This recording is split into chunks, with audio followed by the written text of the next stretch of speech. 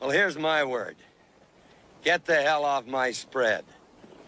Now. For more than 3 decades, John Wayne's home sat quiet on the water in Newport Beach. No tours, no interviews, no explanations. The moment he died, the doors were sealed. Inside were every letter he ever wrote, every photograph he never shared, every personal object he chose not to destroy. Nothing was touched, nothing was sorted, nothing was explained.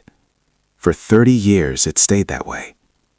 Hollywood legends don't usually leave silence behind.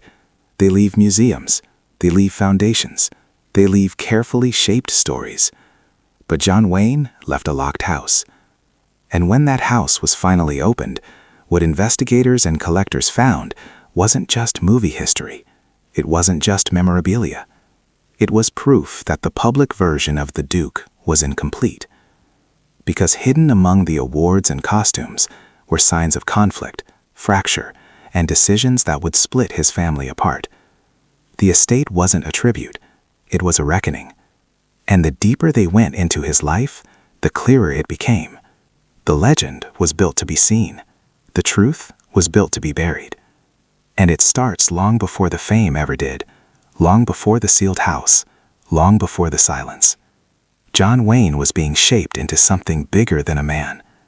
He was born Marion Morrison in a small Iowa town in 1907, oversized at birth, nearly drowned as a child, saved at the last second by a stranger. It sounded like destiny, survival, strength, luck. When his family lost everything and moved west, he didn't complain. He adapted. He grew taller, stronger, harder. They started calling him Duke, not because of fame, but because he walked like he already owned the ground beneath him. At USC, he looked unstoppable. Football, fraternity life, a future mapped out in straight lines.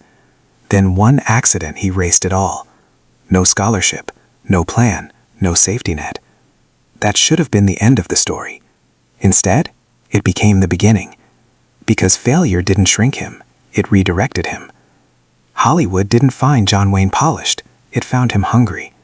And hunger is dangerous when it finally gets power, because what he built next was designed never to crack. By the 1940s, John Wayne wasn't just an actor, he was an institution. His movies dominated theaters. His face sold tickets before trailers even played. Studios stopped asking if he would open a film, only how big it would open. War heroes, lawmen, cowboys who never flinched. Audiences trusted him, politicians praised him, the military embraced him as one of their own, even though he never served. Awards followed, box office numbers climbed, presidents called him a symbol of American strength. Schools displayed his image, airports carried his name. Hollywood treated him like something permanent, unquestionable. And that authority mattered, because when someone reaches that level, their story stops being examined, it gets protected. Mistakes are softened, contradictions are ignored. The image becomes more important than the truth. John Wayne wasn't just famous, he was validated from every direction, which is why the smallest crack mattered, because when a myth is reinforced this hard, anything hidden underneath isn't small, it's buried for a reason. And the first signs of strain were already there, long before anyone was allowed inside the house. From the outside, John Wayne's life looked solid, but inside, the structure was already bending. His marriages didn't last, his absences grew longer, and the women closest to him paid the price. 4 children from his first marriage barely saw him. Affairs followed the productions. Some weren't even hidden in Hollywood anymore. Jealousy turned volatile. One argument ended with a gun raised inside his own home. It didn't make headlines. It didn't damage the image. It disappeared. His body began to fail him, too. Years of chain smoking caught up fast. Doctors removed an entire lung and ribs just to keep him alive. Still, the public saw strength. Still, the films continued. But behind the scenes, money flowed out as fast as it came in. Risky projects, personal generosity, expensive tastes. For a man who symbolized control, very little was actually controlled. And yet, nothing truly surfaced, because everything that mattered was still being collected, stored, cataloged, sealed. When John Wayne died, the myth said one thing, the paperwork said another. Given his career, people expected a fortune that matched the legend, endless money, endless security, endless control. What they found instead was shockingly small. His estate was valued at just a few $1,000,000, far less than anyone imagined for one of Hollywood's biggest stars. Then came the will. One name was missing. His wife of more than 20 years received nothing. No property, no inheritance, no explanation. Most of the estate went to his children, and almost immediately the family fractured. Arguments broke out over money, over rights, over personal items that were never meant to be seen. Because John Wayne hadn't just left assets behind, he left questions. Why was the fortune so limited? Why were some items sold off before his death? And why had so much of his life been locked away instead of distributed? That's when the sealed house mattered. Because inside that house wasn't just wealth. There were answers. And once the doors finally opened, there was no way to close them again. What they found next made the legend feel unrecognizable. Inside the sealed house, the legend faded. What remained were pieces of a man, not a cowboy, not a hero, not a symbol. There were driver's licenses, worn and faded. Shirts and pants from films like The Alamo, colorful neckerchiefs he loved to wear, even a collection of shells he kept quietly by the window. Books lined shelves, history, military strategy, and biographies, evidence that this man thought deeply, beyond the roles he played.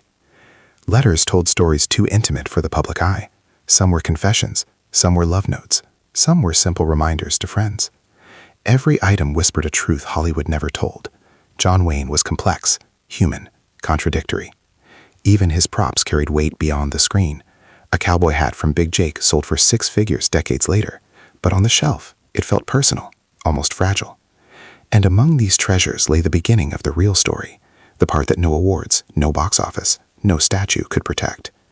Because what we discovered about the man behind the myth was far more shocking than any legend could prepare us for, and the world was just beginning to reckon with it.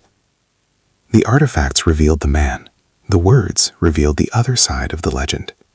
In a 1971 interview, John Wayne spoke with a bluntness that shocked even his fans. He openly expressed racist and supremacist views, justified the displacement of Native Americans, and dismissed civil rights movements.